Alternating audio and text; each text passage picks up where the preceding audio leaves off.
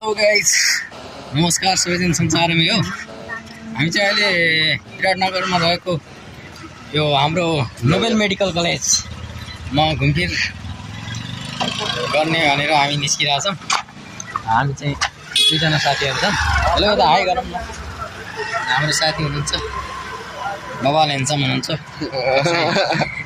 जितेश भाइ भन्नु होला।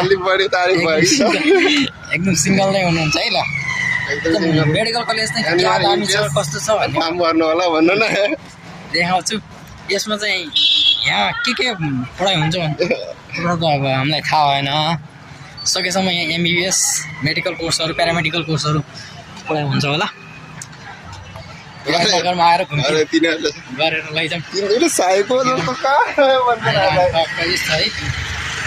यस्तो छ रमाइलो छ चाहिँ हाम्रो बबाल भइरहेछ है। ल यहाँ चाहिँ वृक्षारोपण भइरहेछ, बोटबिरुवा रोप्ने काम, पार्किङ, बिरामीहरूलाई आएर बस्नको लागि चाहिँ असुविधा उपलब्ध, गार्डनको व्यवस्था भइरहेछ, छहारीको व्यवस्था, चौतारीको व्यवस्था, सम्पूर्ण व्यवस्था गरिरहेको छ। यता नयाँ रमाइलो चाहिँ यता यो मान्छे हिँड्नको लागि चाहिँ सेपरेट बाटोको व्यवस्था भइरहेको छ भने बिचमा गाडी साइडमा उता साइडमा पनि छ, यता साइडमा पनि मान्छे हिँड्नको लागि सेपरेट छ, लेफ्ट राइटमा both side and clean and neat lucky. Hello guys, hello खबरी। म के भन्न चाहन्छु भने हामी यहाँ अहिले मेडिकल कलेजमा छौँ, विराटनगरमा छौँ।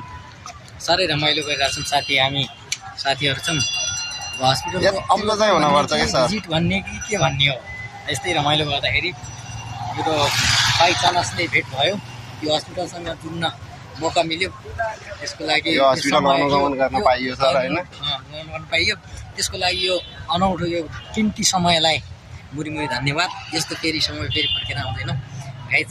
समय मिलेको बेला यस्तै विराटनगर आएको बेला नोबेल मेडिकल कलेज भिजिट गर्नु होला। हामी पनि यस्तै मेडिकल पर्सन भएर होला हस्पिटल भिजिट गर्न मन लागेको गाइज। कुराहरू यहाँ बनिरहेकै रहेछ है गाइज, केही भन्ने क्रममै छ है। कलेज एकदमै बवाल देखिरहेछ। यतिको चाहिँ सफा सुग्घर अनि यतिको हेर्दै आकर्षक चाहिँ हुनुपर्छ है। हामी त यता गएर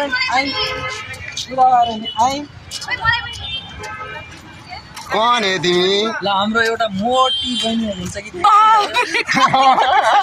जन्म सरले दिदी हुनुहुन्छ कि बहिनी मात्रै भन्नु, अन्टी चाहिँ भनिसक्नु भएन।